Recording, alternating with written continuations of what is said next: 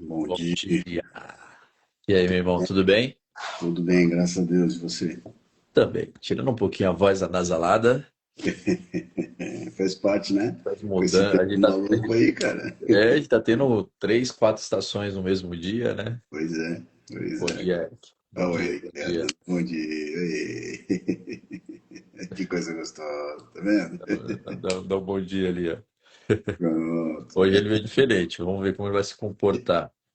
Os meus estão todos dormindo aqui. Estão tudo quieto. Cara, hoje tá gostoso pra dormir, cara. Não sei por quê. Eu dormi quase 8 horas. É bom dar uma descansada. O olho tá fechado aqui ainda. É, é bom, cara, é bom, é bom. Mas já fiz uma leitura aqui, cara, fiz uma oração e eu queria trazer uma reflexão, irmão. Boa. Uma reflexão, talvez, que ela ainda fique no campo do imaginário, né, para nós. E aí você vai entender por quê. Eu estava lendo Mateus 8 e 9, capítulo Uhum. 8 e 9, e aí ele vem, Mateus não, Marcos, ele vem por doses homeopática, né? Então, dentro dessa leitura, passa pelo milagre do surdo, o milagre da multiplicação do pão, os fariseus que lhe reclamam. Mas aí o que me pegou foi a cura de um cego. Eu acho que eu já cheguei a falar disso em algum momento, colocar ela na nossa conversa, mas hoje eu tive uma reflexão diferente. Por isso que, e acho que é a terceira vez que eu passo pelo Novo Testamento, né? Venho fazendo isso já há alguns aninhos. Acho que 2 anos fazendo essa forma de ler a Bíblia. E aí tem uma passagem na Bíblia que fala, né? Eis que faço nova todas as coisas, e a leitura é a que comprova mais isso, porque você lê o mesmo texto e ele transforma, dependendo Uhum. daquilo que você esteja vivendo no dia. Então, hoje, percorrendo aqui, na passagem da cura de um cego, fala que Jesus, né, ao tocar o cego com a sua saliva ali, e pede para o cego abrir os olhos e pergunta o que ele está enxergando, e ele diz que enxerga os homens como árvores andando, né? E assim, Jesus é muito sábio, cara. A Bíblia é muito inteligente, porque assim, cara, na hora veio assim, peraí, eu não sou cego, eu conheço pessoas cegas. E eles ali enfrentam uma dificuldade para viver, mas que com o passar do tempo se acostuma com aquilo. E a dificuldade não é mais a dificuldade, porque já se acostumaram a caminhar dessa forma, a viver dessa forma. E de repente você volta a enxergar. Vamos pegar um cego de nascença. Essa pessoa não sabe o que é nada. Então vai aprendendo já com aquela dificuldade e vai se acostumando porque a vida é desta forma. Mas a reflexão que fica, a vida não é dessa forma, porque Jesus mostrou isso. Jesus mostrou que esse cego de nascença, ao abrir os olhos, ele teve uma percepção. E aí você reaprender é como se você estivesse nascendo novamente, porque você não enxergava, agora você enxerga. Talvez o caminho que era fácil para ele, difícil para nós. Então hoje, se nós perdemos a nossa visão, nós vamos ter que reaprender e se acostumar com a nova possibilidade de vida. E aí é onde vem o choque, né? Tu via tudo e não aproveitava o que via. E agora você não vê nada e tem limitado ali que sobreviver. Então, o convite que a gente faz todos os dias, Marcos, não é sobreviver. É você encontrar esse caminho, talvez de uma cegueira, estando sã, né?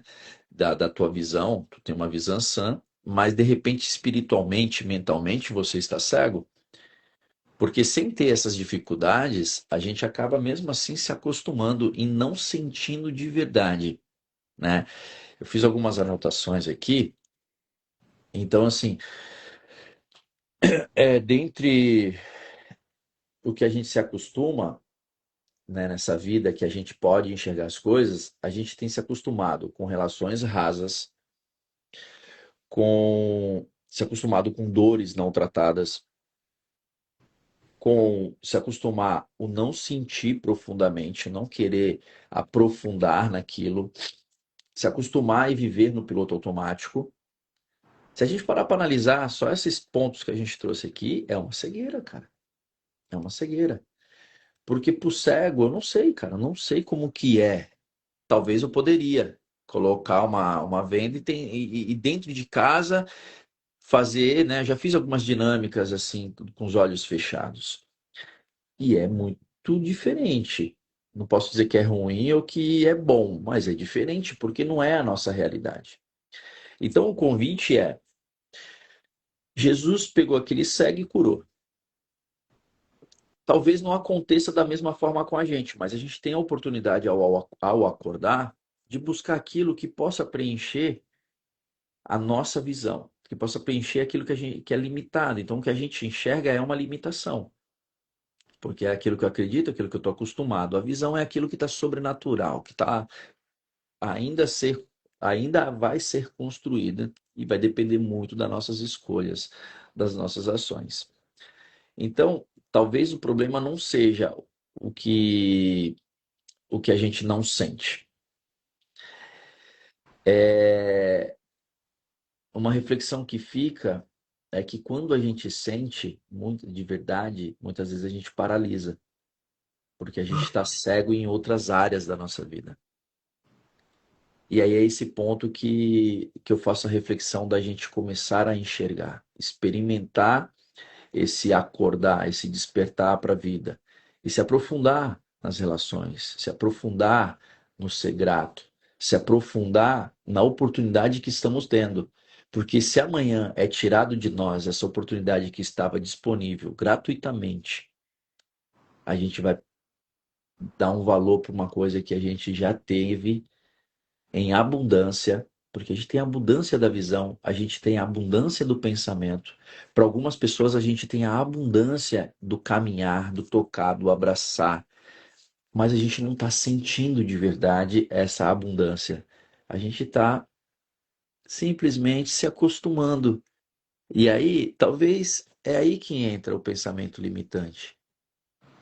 Porque para viver o extraordinário, a gente tem que sentir as coisas. E aí a gente não está falando de facilidade. Sentir, você passa a ter mais realidade, né? E aí tem para minha fala, eu quero ler uma parte aqui que eu anotei, que talvez, e aí para mim é isso, tá, Marcos? É Deus. Talvez hoje Deus não queira apenas me curar, te curar. Ele queira te ensinar a sentir. Porque viver de verdade começa quando a gente para de se anestesiar. E isso vale para qualquer área, na área financeira, amorosa, nas relações profissionais e pessoais. Então fica essa reflexão. Esse é o ponto que eu gostaria de trazer para esse dia de hoje. Muito bom, cara, muito bom. Essa, essa passagem, né, de Jesus que nem você abordou, cara, ela é muito profunda, né? Se a gente começar a pensar em termos de visão, em termos daquilo que a gente enxerga, né? Nossa, dá pra gente passar o dia aqui conversando, trocando experiência. As tuas colocações foram maravilhosas, anotei um monte de coisa aqui, e tem um ponto que me chamou bastante atenção, porque você falou, né? Porque às vezes a gente está cego para as coisas, né? Está cego para a vida, porque existem, nós estamos olhando para outras coisas, né? Mais ou menos isso que você falou, a gente está olhando para uma determinada coisa e não abre o olho para aquilo que realmente é. E, cara, eu acho que a maior parte da nossa vida, né? Nós passamos realmente na cegueira, nós passamos na escuridão, porque a gente vai recebendo, né, as informações do dia a dia e a gente vai se habituando com aquilo, vai recebendo e vai se habituando. Vai recebendo aquele alimento, vai ingerindo aquele alimento e vai se acostumando, achando que a vida é só aquilo mesmo, né? Quando você diz ao cego, ele está acostumado com aquela realidade, ele se adaptou àquilo, né? Ele nasceu daquele jeito, ele teve que se adaptar àquilo. Uma pessoa que perde a visão durante a vida tem uma perda muito grande, porque não tem algumas habilidades que foram desenvolvidas, né, com o crescimento, então tem que desenvolver tudo aquilo, é um recomeço. E assim como alguém, quando recupera a visão, quando começa a enxergar, digamos assim, né, também fica tudo maravilhado, tudo novo, tudo. Cara, e para pensar quantas situações na nossa vida nós temos agido como cegos, né? E quantas situações nós temos aberto os olhos, né? Porque uma coisa é eu chegar para você e falar assim, cara, a vida é difícil, a vida é de sofrimento. Ah, você está aqui para sofrer. Ou até vou usar uma expressão muito comum em meios religiosos, né? Você é um pecador, né? Você já nasceu, você é fruto do pecado. Então, quanta coisa negativa que a gente vai recebendo desde que a gente nasce, cara. Quanta coisa que a gente vai escutando. E isso não é culpa de ninguém, não é culpa de nada, mas é um padrão. E esse padrão a gente vai assimilando e a gente vai norteando a nossa vida por esses padrões. Então, você começa a se achar não merecedor de alguma coisa, e aí você pensa assim, poxa, fazendo uma analogia com o cego, né? Eu não sou merecedor para ver. Eu nasci assim, entendeu? Então, ver não é para mim, ver é para os outros. E te leva a uma posição de conformismo. Mas, se eu ficar realmente conformado, ficar estagnado, ficar parado, não entender que aquilo é uma verdade absoluta, eu vou continuar minha vida cega do mesmo jeito. Mas a partir do momento que eu tenho esse desejo, né, de tirar a venda e falar, cara, vamos para frente. Eu quero enxergar, eu quero ver a vida de uma maneira diferente, eu quero abrir os meus olhos, eu quero ver que existem dias de sol, que o sol brilha, que o céu é azul, né? Que o mar está calmo, está lisinho, mas eu sei também que tem dias em que chove, que o céu está cinza, que o mar está agitado, que é mais difícil. Eu sei que existem momentos que eu vou estar na natureza, vou estar junto com a, a, aquele ambiente, aquele clima, né? Aquela coisa gostosa, mas também tem dias que eu vou estar no meio do tumulto, da confusão, parado no trânsito, porque a vida é feita dessa dualidade. Então, quando nós tomamos a consciência de que, poxa, eu posso, né, abrir os olhos para uma outra vida, eu posso começar a ter uma outra vida, eu posso começar a enxergar as coisas de uma forma diferente, eu acho que isso é transformador, porque, cara, quantas vezes assim eu me defrontei com situações que eu olhava e falava, ah, cara, isso aqui, pô, não vai ter jeito, isso aqui vai, né, com base naquilo que eu vinha aprendendo, ou seja, com aquela cegueira que eu tinha. E de repente, por algum motivo, a venda foi tirada e você falou, opa, não é assim, sabe? Tem um outro caminho, tem um outro jeito, tem uma outra maneira. Mas para isso eu preciso estar aberto, né? E como é que eu consigo me abrir para isso? Vai depender muito do meu estado, né? Do meu estado sentimental, do meu estado mental, do meu estado espiritual, vamos dizer assim. Porque se eu estou alimentando a minha mente só com as coisas negativas, só com as limitações, só aquilo que eu recebo no dia a dia, eu vou viver na mesmice. Agora, se eu começo a me alimentar de coisas boas, de coisas diferentes, poxa, eu pego um bom livro para ler, faço um momento de meditação, faço minhas orações, me apego àquilo que eu acredito, àquilo que eu tenho fé, procuro evocar os bons pensamentos, os bons sentimentos, né? As coisas começam a fluir de uma forma diferente. Realmente eu começo a desvendar, tirar a venda. E assim, né? Mas no Céu da Copa a gente vai conversar com algumas pessoas e as pessoas estão sempre analisando, voltam para a questão da realidade social, política e econômica do Brasil e do mundo também. Né? A Copa dá uma anestesiada, né? Digamos assim, cai uma venda, né? As pessoas ficam um pouco cegas, depois elas tiram. Só que em vez de tirar para poder enxergar uma coisa melhor, uma outra coisa, cara, começo a enxergar aquela mesma visão que tinha, né, do mundo passado. Por quê? Assim, é interessante, né, que as pessoas enxerguem isso, né? De uma certa forma é interessante, porque fica todo mundo limitado. No livro que você citou uma vez aqui, Mais Esperto que o diabo fala isso. A alienação das pessoas, o medo das pessoas, né, aquele medo paralisante, medo negativo, faz com que eu controle toda a situação, eu consigo controlar a massa. E é isso que acontece. Então, quando você decide tirar a venda e ter uma visão diferente, você decide sair fora da massa. Então, você precisa parar de enxergar nisso. E é talvez começar a enxergar aonde todo mundo vê problema, todo mundo vê dificuldade, você começar a enxergar soluções, você começar a enxergar possibilidades. Que aí, como você falou muito bem, você começa a caminhar para o extraordinário, você começa a caminhar para uma evolução mental, uma evolução espiritual, uma evolução física, né? Então é onde todo mundo vê, pô, dificuldade e tal, começa a enxergar diferente, começa a tirar a venda, começa a procurar uma visão diferente. Porque assim, Jesus está aí para poder tirar a venda, para poder enxergar, né? Mas você está disposto a deixar ele pegar aquele barro que ele vai fazer com a saliva e passar no teu olho para você poder abrir a vista? Às vezes é incômodo, né? Às vezes pensa bem, pô, então deixa quieto aqui, vai ali aquele negócio aqui no meu olho, sei lá o que, que tem aquilo, né? Essa uma coisa às vezes até meio nojenta, tá? Vai passando no meu olho, vai me gerar um incômodo. Cara, enfrente esse desconforto e abre o olho, né? Tem tanta coisa boa, tanta coisa para fazer, cara. As oportunidades estão por aí, né? É só realmente começar a mudar o padrão. É só decidir que eu não quero ser mais o cérebro, eu quero enxergar. Mas eu tenho que substituir pensamento, tenho que substituir sentimento, tenho que substituir a minha forma de enxergar a vida ou de não enxergar a vida. É, cara, é o que você falou, dá pra gente refletir por horas aqui, dias sobre essa passagem, Para né? trocar Porque muita ideia, cara, né? ela vai abrindo ramificações. E aí eu fiz duas anotações aqui na tua fala, Marcos, que complementou perfeitamente. E uma que é até um clichê, né? Que cego não é aquele que não vê, né? Que não enxerga. Cego de verdade é aquele que está vendo, mas não quer enxergar. É isso aí, é Né? isso aí. Muita gente fala sobre isso. Você está vendo ali, cara, mas você continua, você insiste naquilo.